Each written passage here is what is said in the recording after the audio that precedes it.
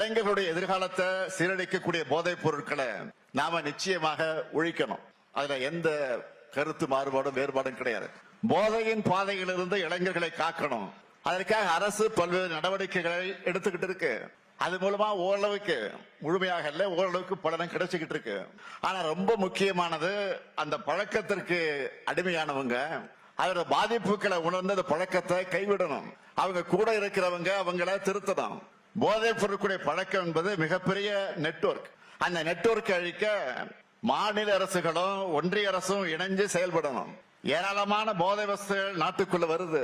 அதிகப்படியான போதைப் பொருட்கள் எந்தெந்த துறைமுகங்கள் வழியா நாட்டுக்குள்ள நுழையுதுன்னு நம்ம செய்திகள்ல பாக்குறோம், படிக்கிறோம். இந்த நுழைவு வாய்களை நாம அடைச்சாகணும்.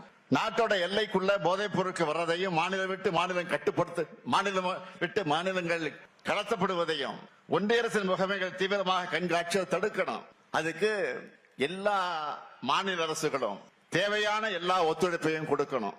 எடுத்துக்காட்டுக்காக நான் சொல்றேன், கடந்த சில மாதங்கள்ல திருவள்ளூர், வேலூர், ராணிப்பேட்டை போன்ற மாவட்டங்கள்ல இருந்து 1 லட்சத்துக்கு அதிகமான போதை மாத்திரைகளை பிடிச்சிருக்கிறோம்.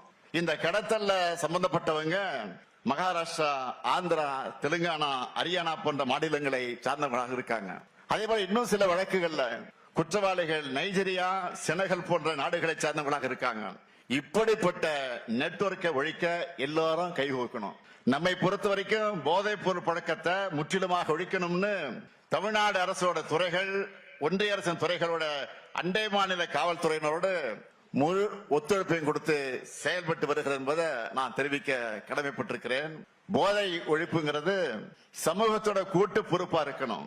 முக்கியமா கலைத்துறை சார்ந்தவங்க பொறுப்புணர்ச்சியோட தங்களுடைய படைப்புகளை உருவாக்கணும். போதையின் தீமைகளை சொல்றது தப்பில்ல, அதை குளோரிஃபை பண்றது ஒரு தலைமுறையே சீரழிச்சிரும். அதே போல பெற்றோர்கள் தங்கள் குழந்தைகள் பாசனத்தை காமிக்கணும் தான், அதை மறுக்க முடியாது. அதுக்காக அவன் பாதை மாறி போகும்போது வேடிக்கை பார்த்து கொண்டிருக்க கூடாது. யூடியூப், இன்ஸ்டா ரீல்ஸ் மூலமா வரக்கூடிய ஈஸி மணி பசங்களை தவறான பாதையில கொண்டு போறதுக்கான சான்ஸ் தான் அதிகம். எனவே குழந்தைகளை பொறுப்போடு வளர்க்கணும். பெற்றோர்களை நான் கேட்டுக்கொள்கிறேன். முக்கியமா அம்மா, அப்பா, அக்கா, தங்கச்சின்னு வீட்டுல இருக்கக்கூடிய சொந்தங்கள், நம்ம வீட்டு பசங்க வழி தவறி போகாம இருக்கிறத கண்காணிக்கணும். ஒருத்தருக்கு ஒருத்தர் மனசு விட்டு பேசணும். மனம் விட்டு பேசினாலே பாதி பாரம் குறைஞ்சிரும். தவறான பாதைக்கு போகக்கூடிய தேவை நிச்சயமாக இருக்காது.